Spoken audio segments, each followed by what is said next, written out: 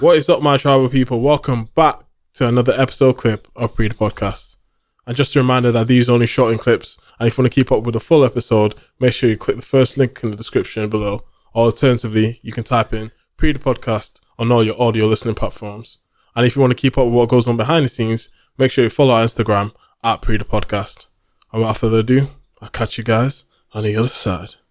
So we've got a very, hierarchical class system in the UK. So we've got a step ladder that you can potentially climb. So if someone could just come up to a working class person and go bish bash boom, you're with a man them. That's it. That's a lot of power, That's about 4 funny. Levels you've just gone up in one day, type of thing. Bish bash boom. Man, I watched Maleficent the other night, so it was reminding me of just someone coming and bippity boppity. I'm just like, that's it. Salagadoola, metricaboola, bibbidi bobbidi boo. Put them together, and what have you got? Bibbidi bobbidi boo.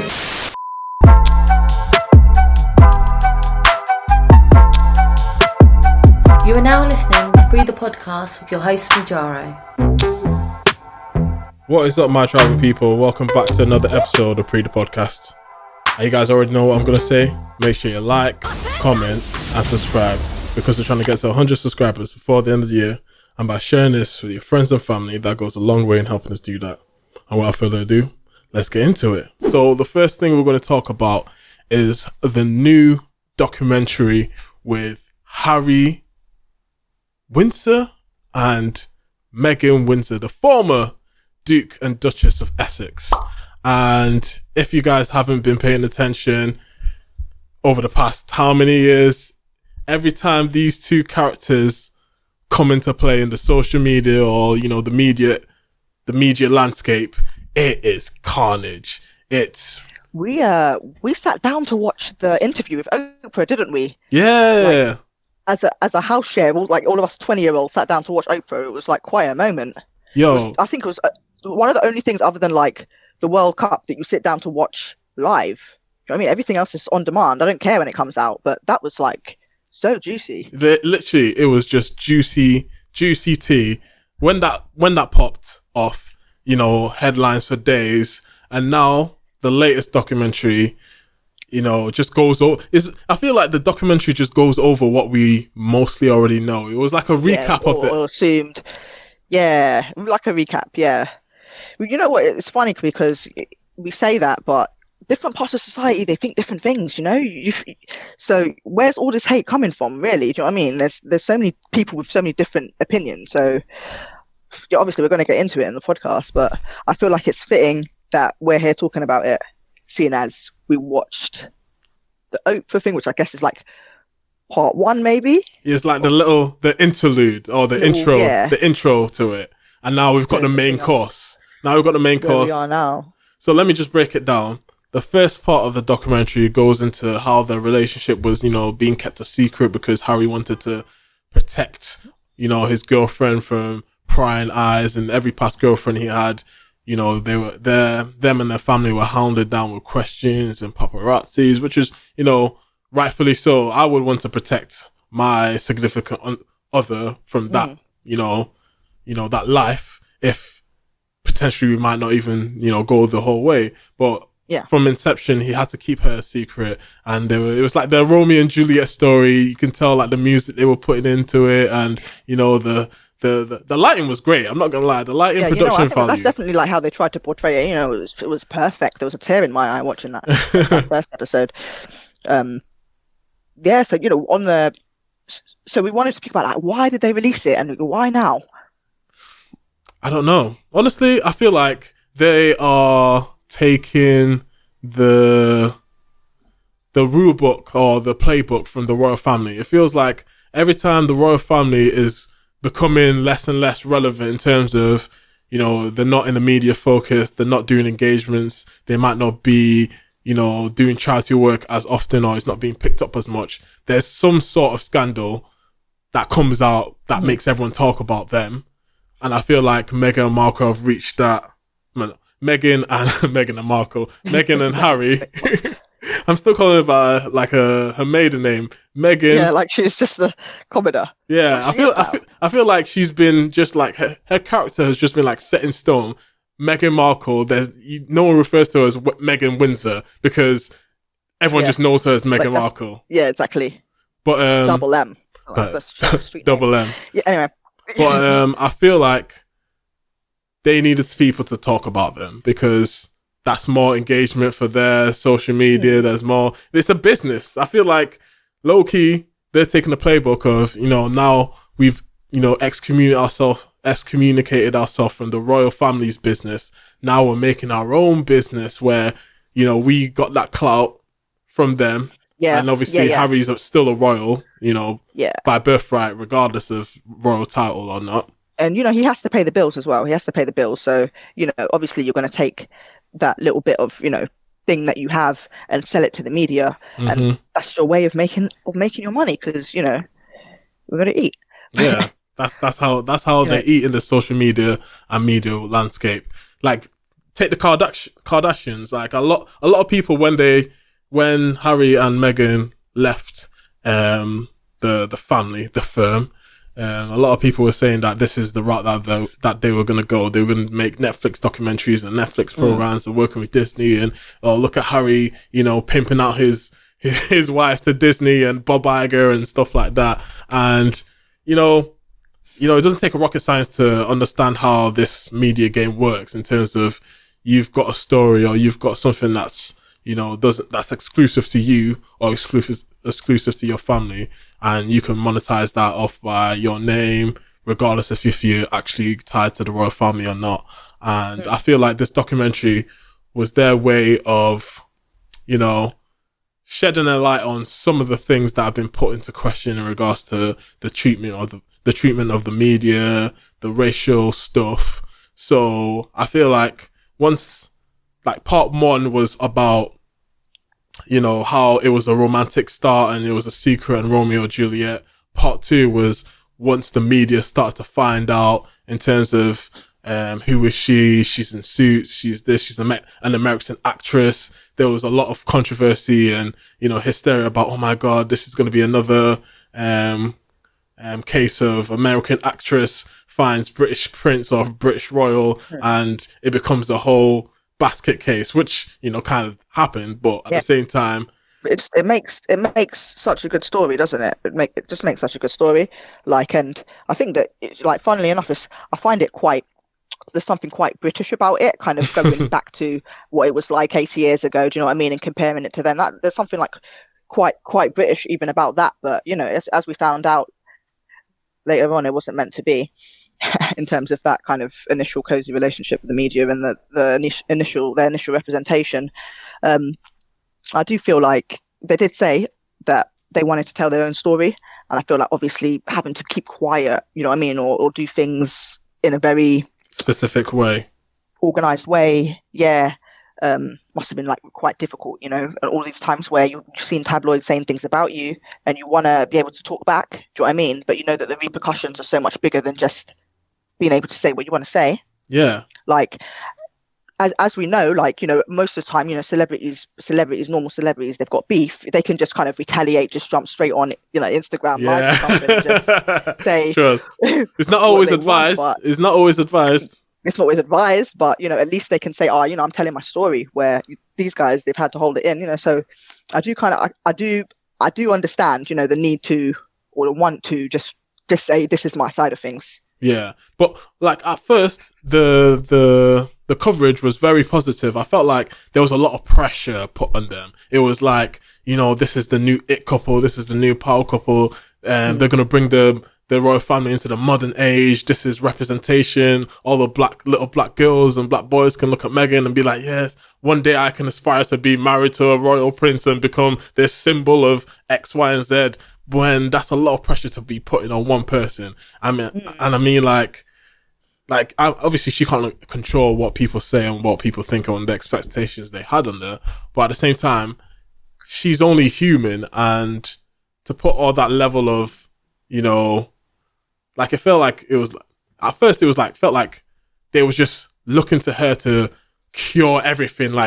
If Meghan Markle gets married to the royal family, racism is completely disbanded and there's no such disparity in the world. When the royal family is supposed to be seen as a symbol, they're not actually gonna make her, your individual life better, regardless of, you know, who's married into the royal family or not. So a lot of pressure was, I feel like, not warranted, because this is just one, you know, just one person. Like, they're not going to change the world by their title. Like, they're just there to, you know, be a symbol of Britishness and, you know, shake hands and bring attention to causes and stuff like that. And it got to a point where that level of admiration got too much for certain royals, you know, William and Kate, allegedly,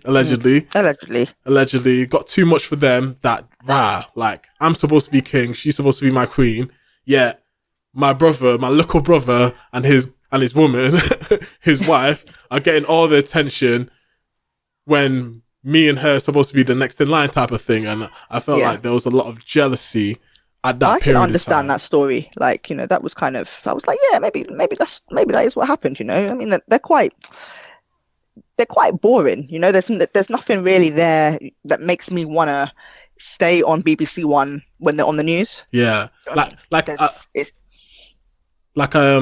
feel like everyone has their moment, right? Everyone has that moment, especially in the royal family. Everyone has that moment of, oh, this is the new it couple, right? Kate had that moment where, oh my God, it's Kate, you know, Kate Windsor. She's amazing. She's so regal. She's, you know, down to earth. She's X, Y, and Z.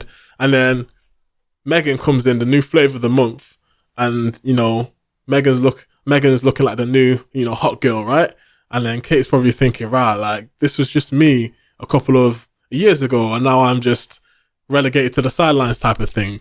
You know, there's more attention that can go around, but obviously the media, you know, especially British media, doesn't work like that. So it got to a point where there was, you know, infighting, because they were sharing the same press office at one point. They were sharing the same press office, and, you know, if there's 4 people, you know, that are supposed to be pushed towards the limelight, and there's only one team that's working towards those, you know, 4 organizations or 4 bodies, a lot of people are going to be like, wow, how come you're working on her stuff when you've known me longer and X, Y, and Z? So I felt like they were probably already put up to fail by just giving them one press office to share for the 4 of them, which, you know, I guess in terms of making everything economical, it makes sense. But when it comes to actually dealing with the people, compromises.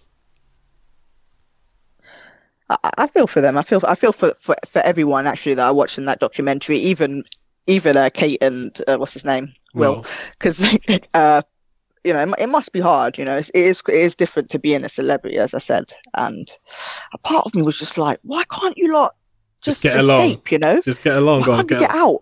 Okay. Like, everybody, why can't we just end this? You know what I mean? If it's so painful for everyone. Yeah, but like, it's seen as a symbol of power.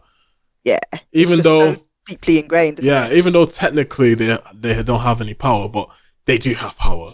They do have power. They have influence. They might not be directors X, Y, and Z, but if you don't think the ability to award knighthoods isn't power, come on, bruv. Come on. Like, people can just live off being Sir X, Y, and Z. I was knighted by the Queen, and that's them for life. They can sell books off that. They can. You know, do anything off that, do charities and make businesses just off the name, be like, yo, you know, I'm good for it, bro. I'm good for that £100 million investment. We were just talking about like symbolism, and maybe it's just a symbol, but like, it's so powerful in what it is. Do you know what I mean? Mm-hmm. So you can never really underestimate the power of a symbol. And we see it also, like, not just the royal family, you know, other people, you know, influencers who've just come from nothing. You think, you know, who are you? But they've got so much power. Do you know what I mean?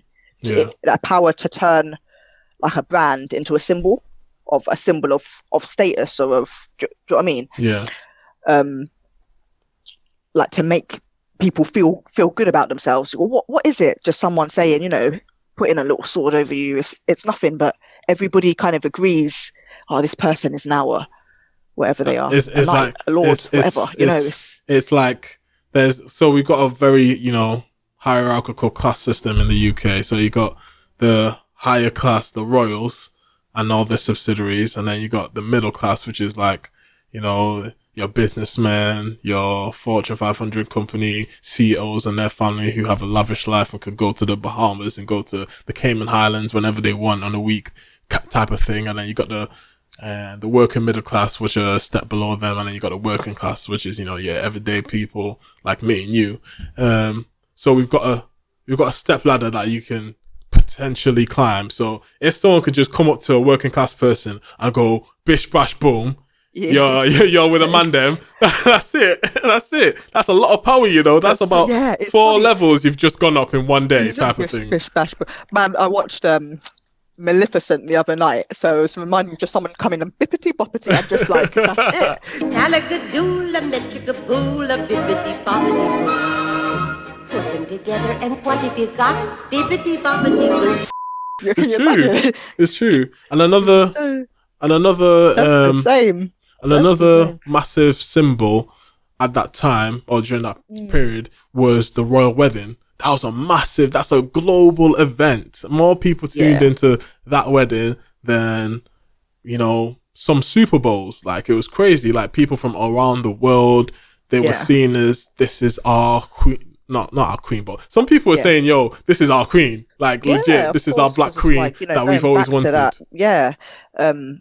But also, it just goes to show that kind of soft power all around the world that Britain have. Do you know what I mean? And they're able to get people to just turn their heads just to look at us tiny island. Do you know what I mean? Mm-hmm. Because of the symbolism of this queen and the fact that, you know, the royal family have been around for 1,000 years.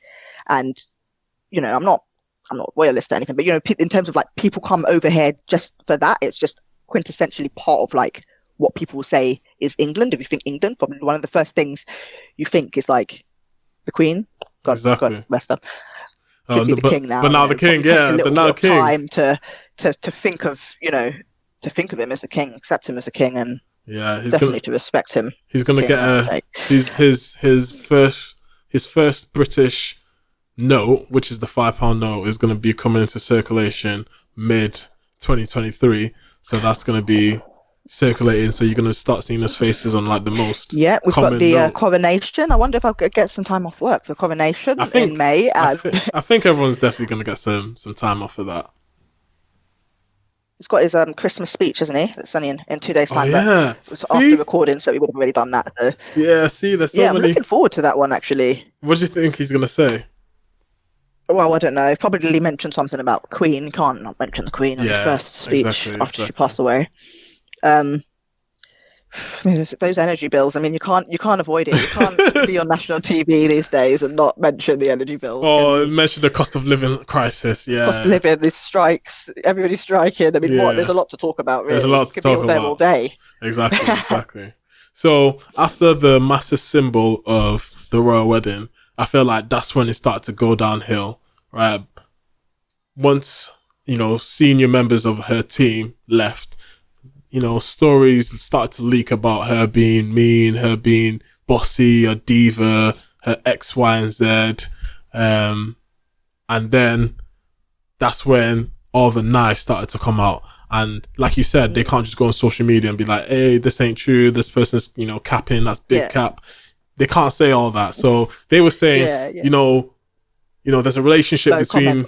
They were saying there's a relationship between the institution of the royal family and these, you know, royal, what's it called? The Royal Rota, the tabloids of the Royal Rota, so the Express, the Sun, and the Daily Mail, all these types of tabloids. They have communications with the royal office to tell them what stories to suppress, what stories to, you know, give the all clear, what stories to, you know, push to the back burner and da. That's why Prince Andrew, that's why he was, you know, swept under the rug for so long.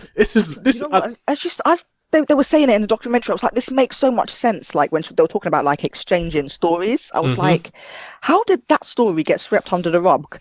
But like little, whatever, her hat was too big or too brown or whatever. Avocados. Front page news at the time. Yeah, like it just goes to show that someone must have been pulling the strings to protect certain members of the royal family. Yeah. By sacrificing others. Like, yes. Like some Game of Thrones shit. That's some Game of Thrones. She didn't say Edward, did she? Andrew. She didn't say Andrew. But come on, it's implied. Heavily. It wasn't even implied, but we just all know, innit? Yeah, true. You need to imply it. Like who else was in some deep shit at that time? In 2020. Exactly. whose ass needed saving around that time. Yeah, and he just made it worse for himself, but that's another story for another day. So they didn't like that, you know, like obviously if everything's so positive at the start and then everything becomes super negative, I don't know what, I don't know if we can hear that. Can you hear that? I can hear it, yeah. Jesus Christ, like... They caught you. Nah, not today. But if everything's so favourable at the start and then you suddenly, overnight, have negative headlines, you feel some type of way as well. That's only natural for anyone to be like, rah, what's changed? I haven't changed. Everything's, you know, I'm sweet Meghan and Harry, like... We haven't done anything. What's changed? And then that's when they started to notice all the inner workings, at least from Meghan's point of view, the inner workings, the backstabbing. And Prince Harry talked about, you know, the one thing that me and William promised that we would never, you know, attack each other using our media teams and stuff like that. And that's what happened. And that's what started to happen. And that's when he thought, all right, cool, this is toxic now. Like, I don't want, he kept on referring, you know, to Meghan and his, you know, now deceased mother, Diana, in the same breath as, you know, she reminds me so much of my mother. Yeah. She's like my mother in this way, like my mother in that way. I feel like he really has mommy issues because every single time he mentioned Meghan, it came with some reference to Diana, at least in the first 7, I don't know, at least first 5 episodes. It's like 8 parts. They did not need to have 8 parts, in my opinion. It was, they I mean, maybe he kind of wanted to push that because obviously she was like a favorite in the public's eye, and to kind of like liken his wife to somebody who was seen in that way by the public, to kind of maybe soften that image, or to kind of like, you know, redeem that image and kind of more make them seem like, oh, you know, we're the victims in this. Do you know what I mean? Just like my mother. Do you know what I mean? Like, just throwing her name in, like the association, you know. Like you can tell. It's a media play. Yeah, definitely. Like, you know, there might be some truth in it as well, and there might just be. Yes, this documentary was definitely to boost some sort of media agenda because like themselves look. Yeah, like straight away. The social media detectives, the social media sleuths were looking at dissecting every single frame of this documentary. Oh my God, she said that she was harassed by, you know, the paparazzi. Nope. This camera or this camera angle or this photo that's used to illustrate that point was used in this, you know, paparazzi video or this paparazzi scene that had nothing to do with them. Apparently there was one picture that was used to illustrate a point that was actually a photographer taking a picture of Kim Kardashian and not Meghan Markle or Harry. There was this one that was, you know, in the Pope's inauguration or whatever like they were using stock footage to illustrate points, which some people think, oh, that's her own. We just own Meghan and Harry. But at the same time, you're not going to be out here sifting through loads of paparazzi pictures just to find the one that specifically illustrates this point about Meghan Markle, when you can just take anyone and it's going to make the same point. Like, they're using it to illustrate. We're not saying this is evidence of that moment. This is just, you know, we need to cut some corners to make the production go faster, and obviously editing and stuff like that. I understand why they made that decision to just, you know, just find some, you know, paparazzi pictures and just slap them on there. Like, they probably never thought that someone would be out here dissecting every frame by frame. But like, just when I saw those videos or those TikToks of people dissecting every single thing they were saying and trying to debunk it and all that, I was like, there's really people out here who fully hate Meghan and Harry, like fully hate them, right? I think Jay was saying like some women in the office over the Christmas dinner going in about how they hate her, can't stand the words coming out of her mouth. I was like, really? You know, I was quite shocked, you know, like, what? I can't really see what's not to like about this lady. She seems normal. She's not saying I'm hating on this person. She's not like Jeremy Clarkson, you know. I can see why somebody might say, I don't like Jeremy Clarkson. I hate Jeremy Clarkson. I see it, you know what I mean? Because you're seeing evil things. Yeah. But, you know, like, to me, like, she's not done anything wrong to garner the amount of hate that she's getting. To garner that hate. Like, one of the things, like, what the social media thing can do in terms of the narratives, how narratives can bounce over. Like, even me, who I feel like I'm I'm pretty discerning person, and you know, I try to see both sides and try and make a fair judgment. Even at one point, I was hating on Meghan, like, who does she think she is? You know, Harry's simping for her. You know, she's brainwashed him. Blah blah. At one point, I was watching a YouTube video of this woman who's like a proper royalist, right? But she didn't. Her content on YouTube didn't do, you know, exceptionally well unless she was talking about Meghan and Harry. Literally, if she's talking about any other royal, the views are like 500, 1,000 max. But when she's talking about Harry and Meghan, bruh, 200,000, 300,000, 400,000. She's got the energy and, you know, the vigor for these guys. And you can tell in the numbers, that's why she's going after it. She found every little thing. Oh my God, she's got a paparazzi team. She's got private photographers that she's leaking out photos she's probably to. Making money, you know, starting to make money and realizing this is the thing that I need to chase after. This is the thing that people want. And, you know, that's why people making up images of all this and that, you know, and it got such a frenzy because it was so profitable. I feel like there was so much hate to be stirred up. And then the more that the people started to hate, it's not like they wanted to read things to make them hate her more. Yeah, you know what I mean? Confirmation bias. Literally, they were as soon as you've made up your mind about a certain person, any media that you know goes with that point or you know supports that agenda, you're already on it. You're reading 10,000 articles on the same type of point. I was in that circle of she's this, she's that, and then once I put myself away from all that, I'm like, what am I doing? Like, why am I so invested in Meghan and Harry's life? This isn't benefiting me. But that shows you the power of the royal family and how even being associated in just covering them can give you money. Like, if you made a whole podcast of the royal family and everything they did, you will make money because there'll be there's a market of people. And that's why I feel like this, you know, agenda of, you know, the people that are for Meghan and for the royal family, this conflict is perpetuated. You know, if you feel like, you know, it's been so long, things should probably die by now. No, it's going to be raging on. Even the whole thing with Camilla and Diana, right? Back in the day of, oh my God, Diana, or Camilla's a this, Camilla's a that.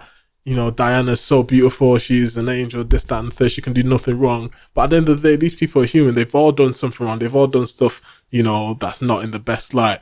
But the way the media portrays everything is that, you know, these roaring parties, you know, one's always right and one's always wrong, and you know, you need to pick a side. Exactly.